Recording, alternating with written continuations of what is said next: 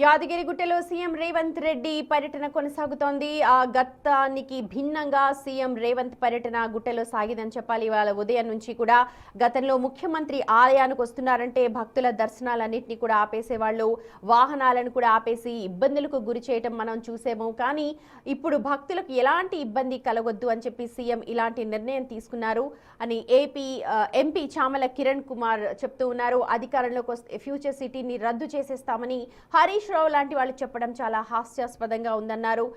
చామలతో మా ప్రతినిధి Ramesh face to face ఒకసారి చూద్దాం.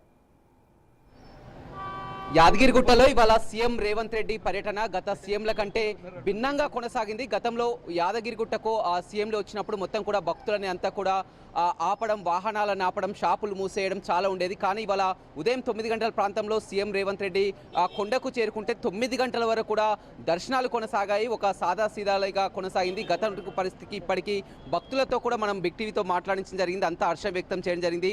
మనతో మాట్లాడడానికి ఎంపీ చామల కిరణ్ రెడ్డి ఉన్నారు.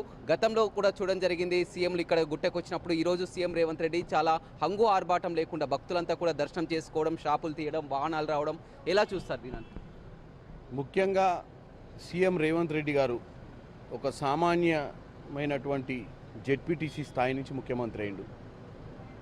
ముఖ్యమంత్రిగా అయిన తర్వాత ఎట్టి పరిస్థితుల్లో సామాన్యుల గురించి పట్టించుకోవాలి, సామాన్యుల సమస్యల గురించి తెలిసిన ముఖ్యమంత్రిగా.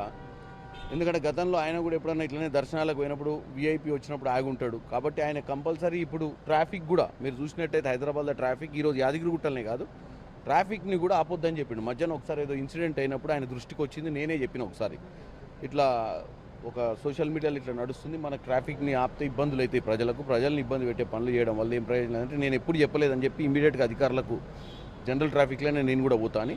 ఇక్కడ కూడా ఏంటంటే వీలైనంత వరకు తొందరగా చేయించండి అని దర్శనము, వీలైనంత వరకు ప్రసాదాలు కానీ ఏది కూడా తీసుకోకుండా, ఎందుకంటే అక్కడ తీసుకుంటే గుళ్ళే బయటకు వచ్చి తీసుకుందాం, అవసరమైతే గుళ్ళే ఉన్నటువంటి భక్తులకు ఇబ్బంది కావద్దు. ఎందుకంటే వీకెండ్స్ ఎస్పెషల్లీ యాదగిరి లక్ష్మీనరసింహ స్వామి దర్శనం చేసుకోవడానికి చాలామంది వీకెండ్స్ వస్తారు.